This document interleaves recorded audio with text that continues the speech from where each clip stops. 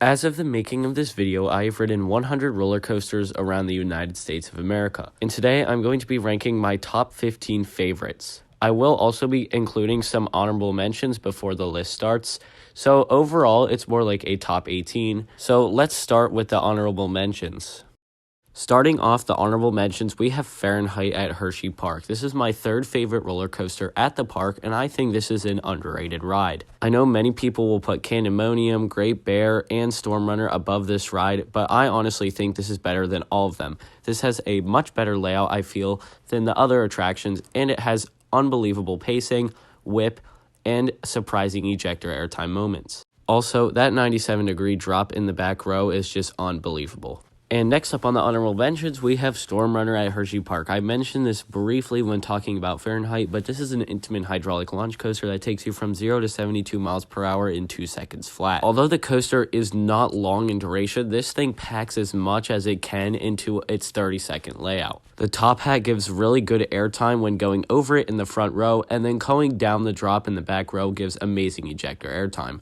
Also, the flying snake dive is by far the best element on the ride. You get a great pop of ejector airtime into the element, and then 2 amazing inversions, including that downward weird inversion at the end. It's pretty much 2 inversions in one plus an airtime moment. That weird switchy section at the end is pretty weird, but overall the ride is a powerhouse and a great overall coaster. And the last honorable mention on this list is Dr. Diabolical's Cliffhanger at Six Flags Fiesta Texas. While there are still some coasters that I like more than this ride that are in between Storm Runner and Dr. Diabolical, I just gotta give a shout out to this ride. Six Flags Fiesta Texas really knocked it out of the park with the overall theming of this ride and the pre-show, as well as the coaster layout. This is by far the best dive coaster layout that I've experienced so far. I feel like the pacing on this ride is honestly pretty decent for a dive coaster, and overall it is by far the best dive coaster I have ridden. All of its elements just feel natural, and the ride almost has no blank spots. Also, that slow inversion before the mid-course brake run gives some amazing hang time. I am including it on this list just because I feel like Six Flags Fiesta Texas did a really good job with this ride. But now, let's hop straight into the top 15. Starting off the list, we have Millennium Force at Cedar Point. This is the world's first Giga coaster, and I feel like this ride is overhated. A lot of people say it's a forceless ride and that it gives no airtime, but I beg to differ. I grayed out on the first overbank turn, and it gives some good floater on the ginormous airtime hills. Also, Millennium Force has great pacing, and I feel like the speed never lets up during the ride. And those low to the ground turns are just very, very fun. I honestly have no clue why people hate on this ride so much because it is just a very fun ride, and easily one of the best roller coasters at Cedar Point. But now let's move on to the number 14 spot. And at number 14, we have Phoenix at Knoebels. I know that this probably should be number 1 for the best wooden roller coaster in the world on the Golden Ticket Awards, but it is still a great classic wooden roller coaster. This thing gives some of the most powerful and raw airtime I've ever experienced, and it also helps that you just have buzz bars with no seatbelts, so you can really experience this awesome airtime. This roller coaster is my favorite PTC by far. If you ever get to ride Phoenix on a hot summer day or on a rainy summer day, this thing flies extra fast and you get even more powerful airtime. I think the front row is overall better on this ride because the airtime seems a little bit more powerful up there, especially on the final bunny hills.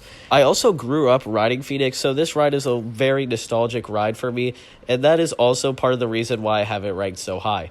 It is a very good ride, and it has not been beat by any other PTC that I have ridden. Next up at number 13, we have Hagrid's Magical Creatures Motorbike Adventure. Try saying that name 10 times fast. Yeah, I knew it, you couldn't. But anyway, this ride is an awesome family roller coaster, and this thing has some of the best coaster theming I have ever seen. And this ride also tells an amazing story. You are with Hagrid, and you are trying to discover some magical creatures in the dark forest. This roller coaster has the most launches on any roller coaster in the world, and it is also the most expensive roller coaster in the world. I've heard rumors that Guardians of the Galaxy Cosmic Rewind at Epcot might be more expensive, but honestly, I don't really buy into that because Hagrid's is just another breed. It is very long, and overall, it is just a much more themed attraction. I feel like this thing seems more expensive, But other than that, this ride is just very fun, pulls very good forces, and has some very surprising elements, which is why it is at number 13. Coming in at number 12 is my favorite wooden roller coaster, and that is Thunderhead at Dollywood. This ride just blew me away. I hadn't really heard much about this roller coaster at all, and I did not watch a POV for this ride. Only thing I kind of watched was some off-ride footage, but I couldn't really put the pieces together of what the layout would exactly be like on this ride, and I was just blown away by this ride, mostly because of the fact that the pacing was just unbelievable, and the airtime pops were just so good on this ride, but also Dollywood did an amazing job at retracking this coaster. My home park is Hershey Park, and we have Lighting Racer, which is a decently old GCI roller coaster, and we had the very first GCI roller coaster, Wildcat, and it is very cool to see how far GCI has come, even though this isn't the newest GCI, or even one of the newer GCIs per se. This ride is still so much different than the earlier rides, and that is also what surprised me. It was just so much different, and it was very noticeable about the differences, and GCI just got so much better at making roller coasters. I don't know, the fact that this ride just blew me away is why it is this high on this list. Coming in at number 11, we have Wonder Woman Golden Lasso Coaster at Six Flags Fiesta Texas. This was probably my most anticipated roller coaster to ride at Six Flags Fiesta Texas because it was my first RMC single rail and because it was one of the older single rails, so it had that killer pacing. And this ride's best parts are the pacing and the airtime moments. But this ride has some big negatives as well. And one of the biggest ones is the restraints.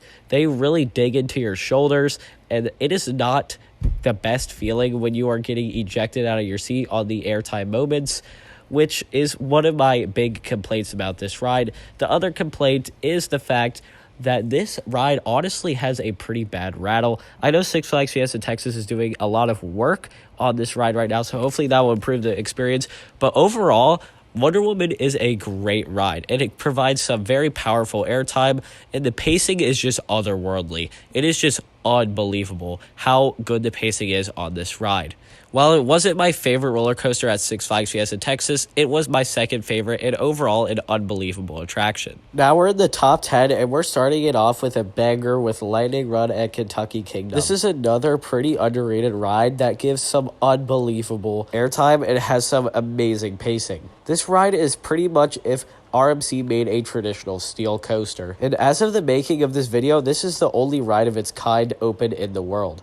I know that they were opening one up in Arizona next year, so that will be pretty cool to see how that thing runs. When I visited Kentucky Kingdom, I was not expecting this thing to be so good, and I was expecting Storm Chaser to blow this thing out of the water. While I still think Storm Chaser is the better roller coaster, this roller coaster is pretty close in how good it runs and just overall ride experience to Storm Chaser. Up next, we have Skyrush at Hershey Park, and this is the most intense roller coaster I've ridden.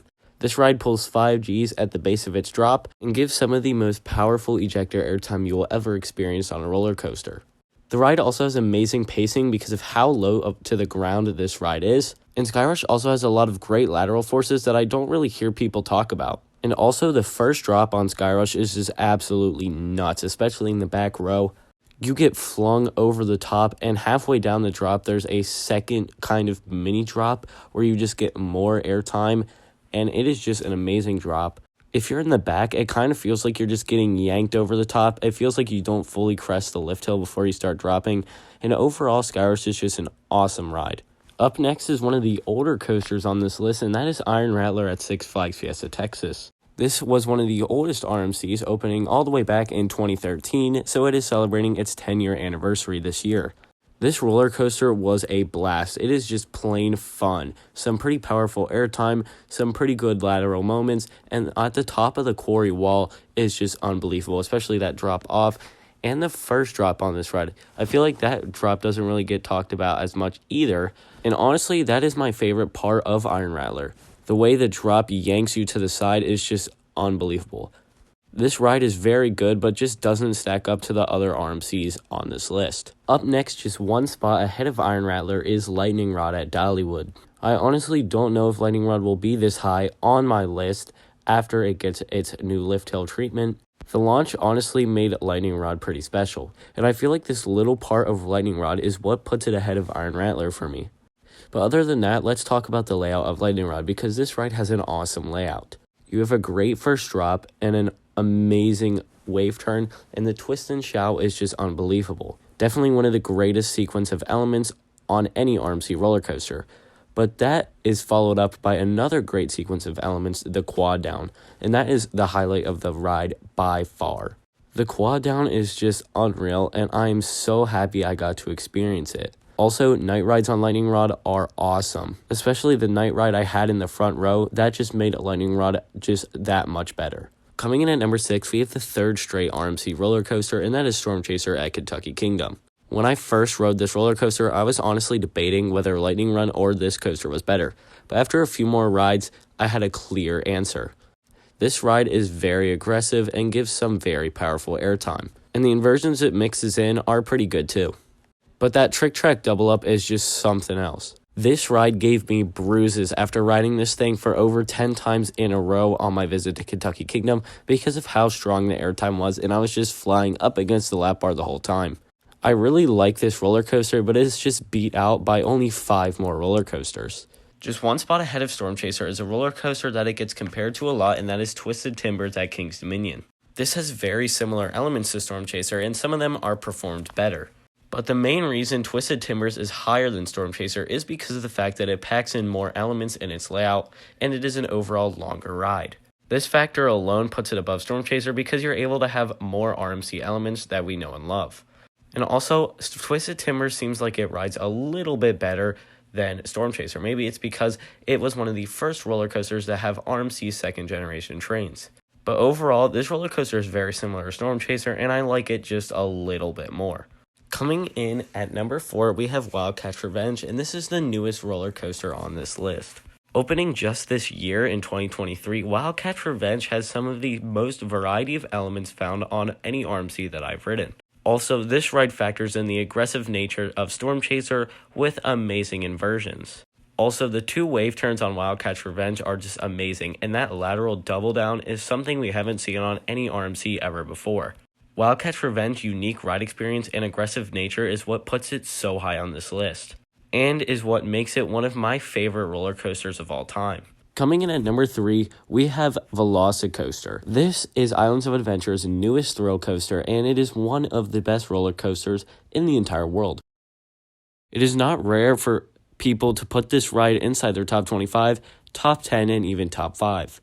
And why wouldn't anybody like it? This roller coaster is awesome. It has the perfect balance of amazing theming and an elite layout. The first half of Velocicoaster reminded me a lot about Hagrid's. It has a lot of good theming while being a little bit tamer. But the second half of Velocicoaster is just really elite. This ride goes into an amazing top hat before flying down into some low to the ground amazing elements like an awesome wave turn, a snappy outer bank, and the ejector bunny hill into the best inversion I've ever experienced, the Mosasaurus roll. The 0G stall on Velocicoaster is also pretty good too, but honestly I thought it was kind of forgettable, but it is still a pretty good element. But as I said before, the Mosasaurus roll is the greatest inversion ever created. Whoever decided to make this inversion how it is deserves a raise immediately. This element is by far the best part of Velocicoaster. Just flying upside down over that lagoon while getting some lateral and good hang time is just an amazing feeling. And that is why Velocicoaster is so high on this list. Coming in at number 2 is a pretty controversial pick, and that is Maverick at Cedar Point. I know, I ranked this ride above Velocicoaster, but I just had a better experience on this ride. It was a lot more memorable, and for being a much older ride than Velocicoaster, I feel like it had a equal, maybe even better layout. I really love the snappy transitions and the classic intimate ejector hills. Also, that second launch is extremely snappy and an amazing launch. Overall, I just like this ride better than Velocicoaster. I still don't even understand my own logic for this reason, but oh well. And of course, you all probably saw this coming from a mile away, but Steel Vengeance is my number 1 roller coaster. This was the first RMC I ever rode, and it is still the best one I've ever ridden. My favorite part of a roller coaster is airtime, so this ride is just easily number 1 for me. I mean, come on, it has the most airtime of any roller coaster in the world, so of course it's going to be my number 1. But also, I really like the inversions on Steel Vengeance, especially that weird stall cutback. I don't even know what the heck to call it.